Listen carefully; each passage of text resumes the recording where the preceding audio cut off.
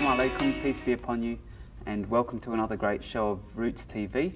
I'm your host, Othman Hishmi, and we've got a wonderful brother, Ali Shariff, with us today. He's from the $1 Project. Welcome, brother. Jazakallah khair for having me here. Thank you very much for coming on. I've been practicing a little bit of Swahili because I've been excited about meeting you. So I've just got this one line that I want to say. Una furaha kuwa hapa leo usiku. Nafurahi sana kuwa hapa leo usiku. How was that? That was very good. Okay, thank you. All right. So we'll get straight into it. So can you please tell us more about yourself and your background? Alhamdulillah, first of all, I'd like to thank you again for having us here and thanking the team at Roots TV to organizing this.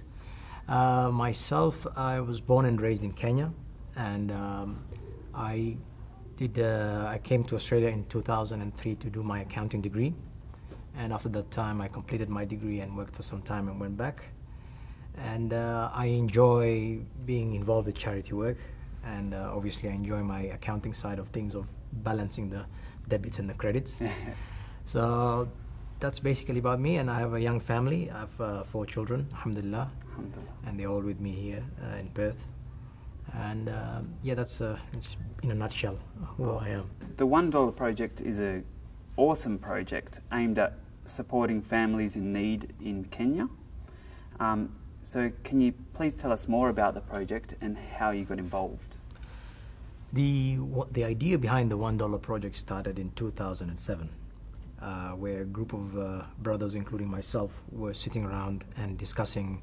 The month of Ramadan was approaching, and as you know, the month of Ramadan is where we fast from sunrise to sunset. And as the time as Ramadan was coming, some brothers came up with the idea. They said, how about this year we feed 10 families? We give them enough food to last them for the whole month of Ramadan. So these 10 poor families will not need to ask anyone for food, will not need to beg. So we said, this is a very good idea. Let's start raising funds for this idea. So each brother was given a target, try and raise this amount. You raise for 2 families, you raise for 3 families. So as we were trying to raise these funds, I contacted one of the brothers here in Australia. This is when I was back in Kenya. Okay. I contacted one of the brothers named Akil Hayek. So I told Akil about this idea, and he took it on very well, and we started making a small publication about it. And alhamdulillah, the message of this project got around to most of the people, because it was costing around $60 to feed a family for 30 days. So with that, we managed to get up a lot of funds that came in. We had targeted 10, but at the end of it, we had enough to feed for 186 families. So we really had to quickly change our strategies and find out where we can reach more of these families and a bigger spectrum. So alhamdulillah, we did that year, and we recorded the whole thing from the beginning to the end, and we put up the videos on YouTube. And after that year, the second year came, and we thought of doing the same project again. But the only problem is we found out that the same families that were poor last year were still poor this year. Although the project is good for the month of Ramadan, but we said we have to come up with another solution rather than just feeding families every year. And one of the other challenges of approaching the people who are more wealthy was every time we approach them, they do give a lot, but it becomes like a burden every time you go back and ask for donations. We want to do this project, can you help us? Yeah. So we said, how can we come up with an idea that we won't need to bother the minority of the people who are much wealthy to help the majority who are poor? How would we cater for this? And then the idea floated of the 1 shilling. At that time it was in Kenya, 1 shilling. So let's just get 1 shilling from as many people as we can once a week and invest in self-sustaining projects. And it all adds up. So this is where the idea came up. And when we came to Australia, we found the same brothers who were involved in the Ramadan food program, and we discussed the same idea, and they were all happy with it. So we started getting into the registration process, where we got ourselves registered as an incorporated association, and then we applied for tax exemption. And once we were all registered, then we had just set up a website and start publicizing the $1 project. And how did you learn to do all of that stuff? I think because we were a group of people, everyone was just coming up with an idea, finding out what do we need to do. We need to get registered. How do we get registered? Find out who registers associations. So it was a lot of trial and error, finding out where we go. And so alhamdulillah, we managed to cover all that. And once we got registered, and we started asking people for a shilling, you know, a dollar a week. And some were saying, look, this is too little. We will not be able to do anything. I mean, by the end of the year, I'll just give you $52. What can we do with $52? Yeah. But alhamdulillah, some people were donating a bit more. They were saying they'll donate for themselves, their wife, and their kids. So instead of the $1, it becomes $5. Yeah. And so we started that. And then another challenge we faced was, how are we going to record this? Who's donating? How much is he donating? And how do we remind them? Because we wanted the process to be as paper-free as possible. Yeah. So we had to find an accounting software that we could run this program on. And how would we come up with the money for the accounting software? We thought we would apply the same principles of the $1 project to ourselves, where we do not take any money from the donors, the $1 that they give us. Yeah. We need to find this money from somewhere else. Oh, wow. So we organized a big barbecue at the South Perth foreshore, and people came up, and the whole idea was to raise funds to buy an accounting software.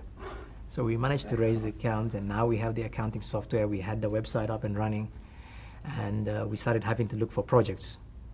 And the project that we looked for was something, because our conditions were, it has to be self-sustaining, and it has to benefit the community.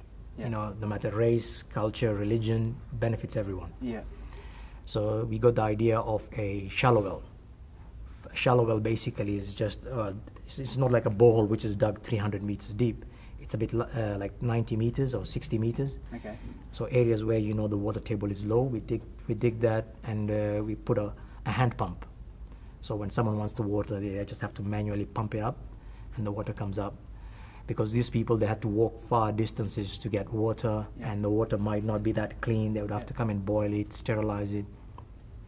So, alhamdulillah, so far we've done 7 shallow wells in Western Kenya, and we've done 3 shallow wells in coastal region of Kenya. And each shallow well looks after a village, and a village approximately 250 people in the village. So that's over 2,500 people there having access to clean drinking water. Amazing. Yeah. So that's basically about the $1 project so far. That's unbelievable. Thank you very much for sharing that. Honeywell Travel, your local community travel agency. Honeywell Travel is an independent, family-run tour operator catering for the local community. Honeywell Travel, assuring the most competitive prices. Personalize your service from flights, accommodation, and much more. Come and have a chat with our friendly staff. We speak Arabic, Somali, and Swahili. Book your ticket now with your trusted and only travel agency in Mirabuka Village. Let's plan your next holiday. Welcome to Honeywell Travel.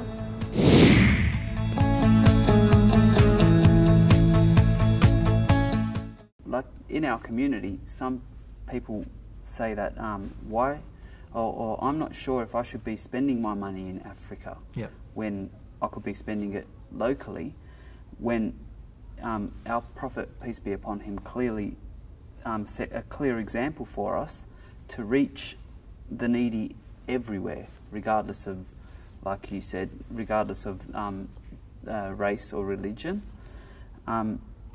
So how would you address this concern that some people have in our community? Okay.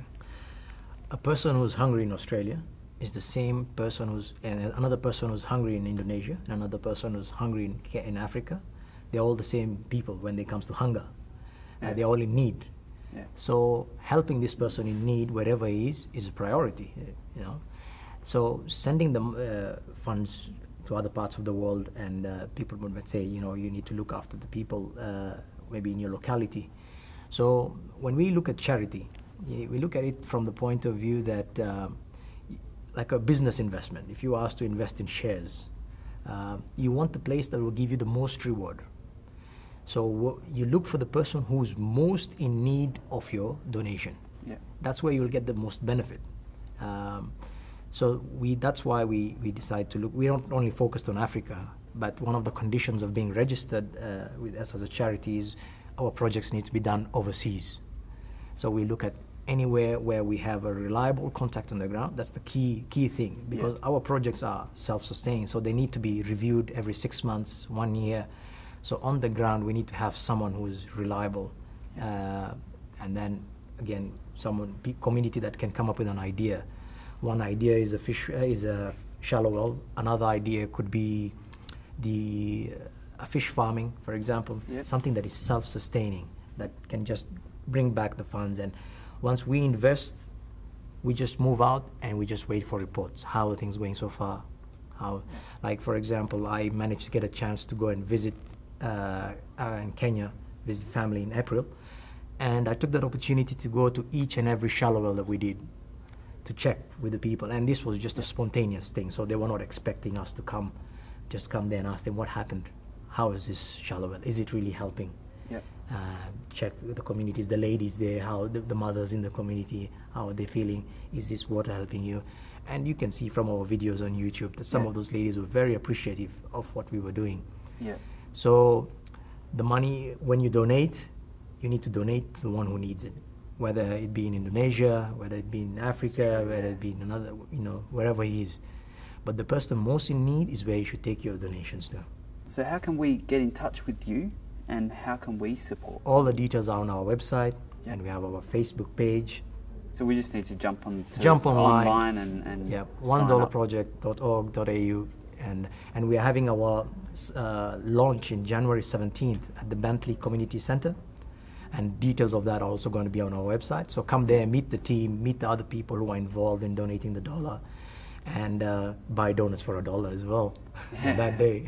Oh, cool. Yeah. All right. Bro, thank you very much for coming on, and thanks for inspiring me to want to do more with myself. So I'll definitely be looking into this. So hopefully some of our viewers will also. Thanks. And thank you for this opportunity. This is a great opportunity that you've approached and welcomed us, and we ask Allah to reward you and everyone else who was involved in this project. Amen. Thank you.